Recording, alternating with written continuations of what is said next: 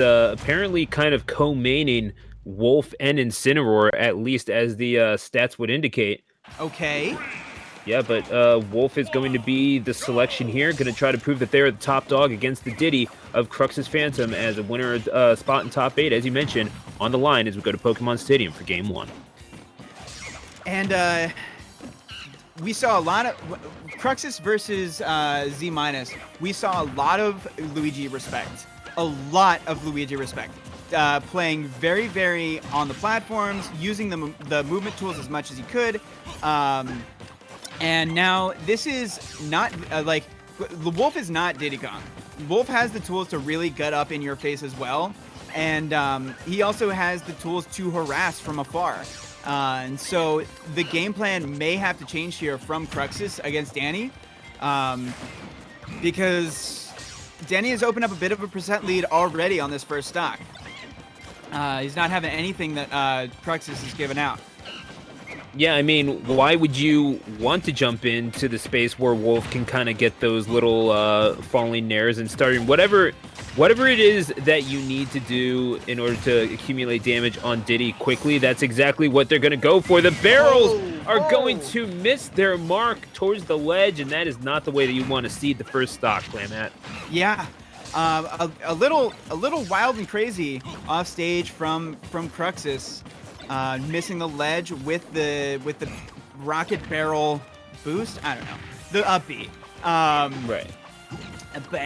But Dany's happy to take that, and you know, Wolf isn't. The strings, the low to mid % strings are always there, and they're always really potent.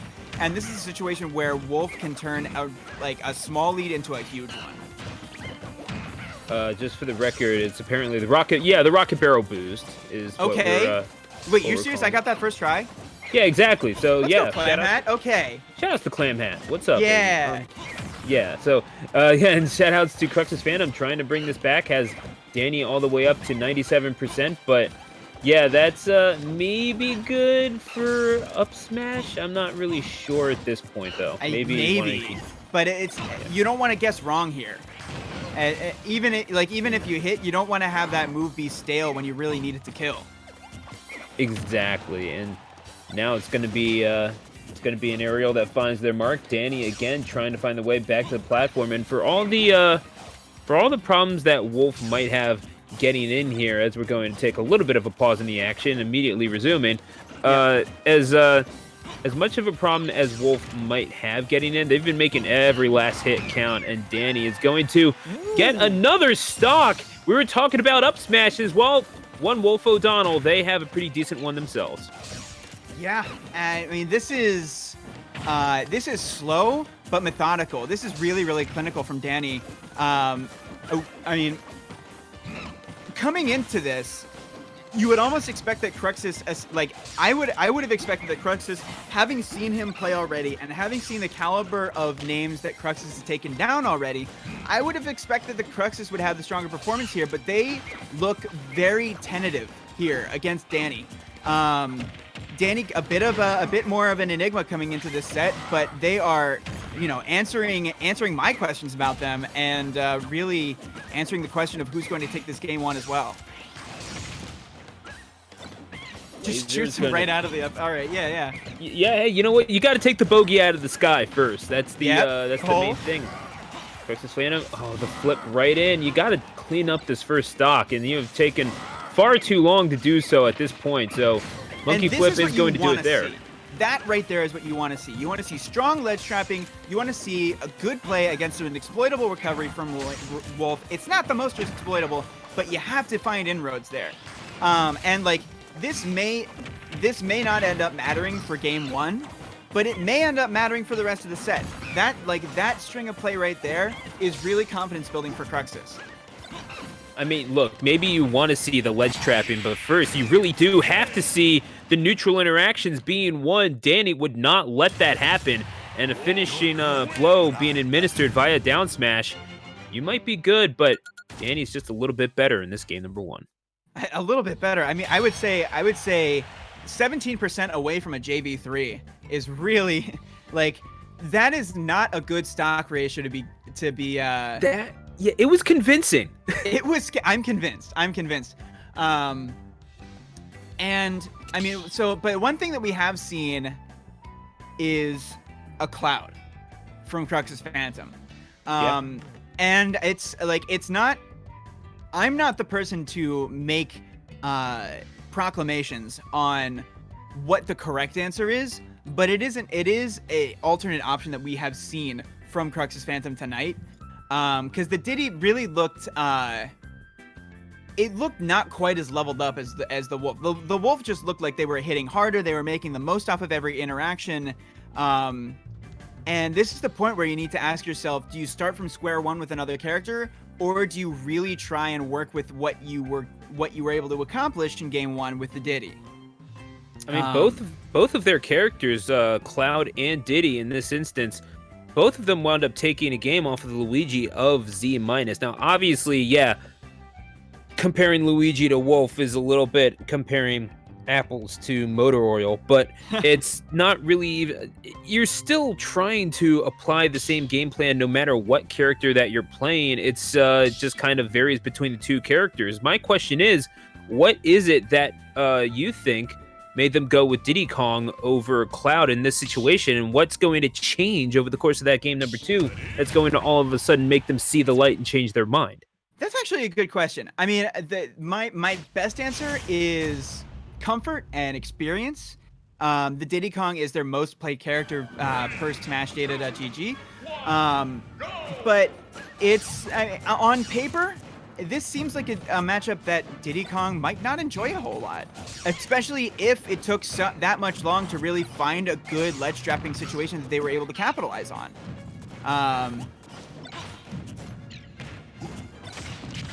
I thought you were gonna keep going, but no, it's just gonna be it's just gonna be the neutral that keeps on ticking along. It's a nice little trade there in the middle of the air. And again, if you're trying to carry on this momentum, if you're CruxisPhantom, certainly the stage is going to help. We saw just how effective Diddy could be on FD over the course of last night. Certainly an almost JV3 from Rivers, where he wound up taking 2 stocks over the course of 40 seconds, I believe, in winner's final. It was, yeah, it was pretty decent. So we might be seeing some angel drop action if Cruxis knows what's up. Yeah. Just anything to clean up these stocks, because that was the big problem. It wasn't accumulating damage. It was getting the stocks off of Dany. Yeah, and okay, so that's a really good start. And that was the point where I was going to mention, like, great. Cruxis built up a 65% lead. This is the point where you need to capitalize on the lead and not let the lead evaporate. Because Diddy Kong, this is a situation where they can really thrive and get some extra credit here. And both characters really thrive at getting extra credit. The up B plays are coming out a lot. The F smashes are coming out a lot from Dany. And holding onto that stock is really, really big for Cruxis here, to be able to try and find a few more hits, a few more percentage points on this second stock of Dany.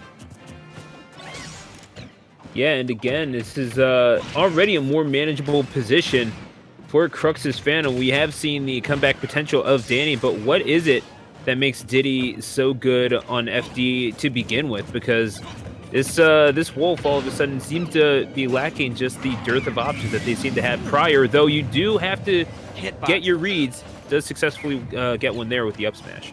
Yeah, I mean, it's one of the things here is that when Diddy is starting to play offense, there's very few places to run. There's no platforms, and landing against Diddy is not.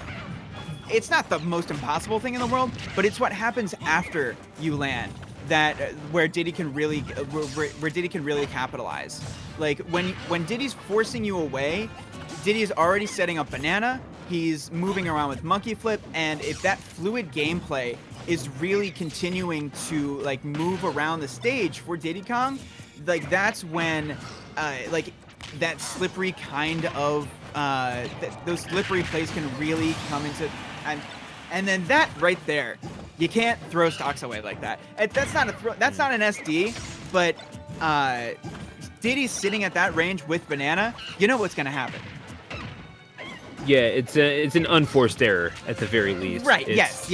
Very much.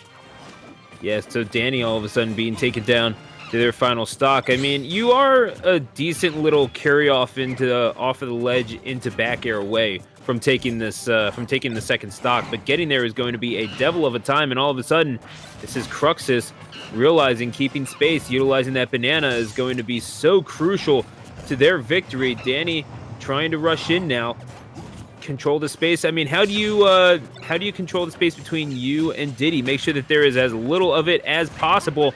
However, the tag is not going to be fully applied by CruxisPhantom, as they are going to have missed the F smash yet again. That's the second one we've seen them miss over this quick little period of time, Claymat. Okay. So many Cruxis is just... All right, that is a third banana play into an F smash. So what to look out for is very, very clear for Dany. And the one thing is, once Cruxis got ahead, we didn't really... Okay, I mean, yeah, that was going to happen. A trade there is going to send Dany into the blast zone. We got an even game. We're going to game 3. It's not gonna keep me from pointing out that it just looks a little silly. It does. Oh no, it does look very silly. And I think that like that serves, like that is an indication that Cruxis is really starting to control the game and control what's happening and control the interactions here. Because Cruxis wants... I mean, they want to have stage control, obviously, so they can have the banana in hand and all that stuff. But like, just keeping things weird really benefits Diddy Kong, because like then you got your opponent guessing about, oh my god, wait, where's the banana? What's he doing with the banana? Wait, is he gonna go for an on-stage rocket barrel play, something like that? And when Diddy is just like zippity-doo-dying around the stage with the side B and the up B and all that stuff, Wolf is just like, you know, whipping their head around, wondering what's going on. Wolf likes to know where his opponent is so that they can really lock them down with lasers and keep them away with forward air and things like that and get those bread and butter strings. But when Diddy is just like zipping around the stage, Wolf is confused and uncomfortable. And I think that is where Cruxis wants Dany right now. Confused and uncomfortable. That is one way to describe how Dany looked, at least in that game. But Cruxis is going to have the stage counterpick. I can only imagine the smaller stages are going to wind up being banned. But we saw how lacking in answers Cruxis seemed to be in terms of... did someone just enter the arena? Whatever. We saw just how... Have to be on Smashville, or... I mean, I could look like an idiot in 5 seconds, but I think it's more likely to happen on a Smashville or an FD or a Smattlefield or something like that. So again, you're going to try to get as much surface area as possible, and Town and City is certainly going to fit the bill for Dany, as they are going to have a lot of ground to make up, both in the metaphorical and literal senses here in this rubber match. But CruxisPhantom, I don't know. Dany picked this for a reason, and certainly maybe it's the fact that you have just a little bit more killing power with some of your smash attacks. They scoop up just a little bit easier. I'm not certain what their thinking is, but I would almost have to imagine that the raw muscle of Wolf O'Donnell is certainly a factor when it comes to this pick. Yeah, I mean, like, there's many things that go into a stage choice. On-stage area is one of them, but the other thing is also blast zones. I mean, platforms as well, but blast zones here are huge. And one thing that Diddy Kong can really get frustrated about is, boy, my back air is just not killing. My up smash is just not killing. Like, F smash, if you're turned around the wrong way, is just not killing. Wolf does not have that problem. Wolf can, you know, Wolf smash attacks are never going to be the issue. And if this is Dany making a bet on like giving Cruxis the Marthritis with Diddy Kong, that might be like what ends up paying off the most here. I think they have joint relievers to cure that, but either way, we're going to have to see. Yeah, oh my gosh, is that what Copperfit is? Oh my gosh. That's either way. We're good. Oh, old sports people. There we Advertising go. things. Yeah, yeah. You gotta love it. Let's get some K-tape on there. All right. Oh my gosh, I forgot all about K-tape. Either way, it's the up smash. We were talking about the up smash potentially of Wolf coming into play, but yeah, Diddy's got one too, and it's pretty decent. And it scoops. Yeah. I've been like this whole set, I've been kind of like, I felt like my brain was in a fog this whole set. And I think that has to do with kind of how Crux is playing some of these like guesswork situations. And he's kind of just letting Dany come to him when it comes to like throwing a banana and waiting to see what he does. And right there, like that was the first time I think in a while where he got a hit with the banana and then really went out and took the initiative. Almost all the other times it's been throw the banana and then just respond to what their getup is. Dany finally finding the kill with the back throw, but sitting at a lot of percent. Wolf has to get a lot off of these early percent strings in order to really, claw, so to speak, their way back into this game. I see what you did there, but yeah, no, there's gonna be no monkeying around from Dany for certain. You can make the bad pun, so can I. So it's gonna be the non-interactivity platform living up to its name, but until Cruxis decides that its purpose is done.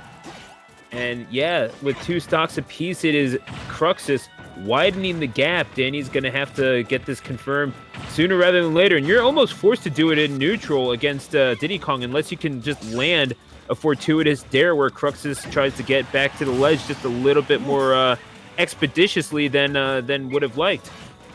And what we were talking about at the beginning of the game is really doesn't seem like it's coming into play the way that Dany wants it. Like Diddy Kong seems like to have no trouble killing here. And if Diddy Kong is not having trouble killing, then the reasoning behind this stage choice is just like completely not there. Because for like Diddy Kong, for Dany to win on this stage, Wolf has to find those Wolf bread and butter strings, and Diddy Kong has to not kill. Diddy Kong is having no trouble killing, and Wolf is still having trouble finding those bread and butter strings. And that is the reason why I think we are in this situation right now. If Wolf doesn't find a strong hit here to even up the stocks, this could be where Cruxis really starts to pull away. And it could very well be, but you were talking about the ledge trapping game of CruxisPhantom and what they were able to do over the course of the past couple of games. It turns out that they did carry that momentum over from game number 1, so credit on that call. But yeah, the tag with the banana and the coup de grace being administered with the up smash is how it's going to end off. CruxisPhantom taking it by a score of 2-1. They secure a spot in top 8, and yeah, Chimpinani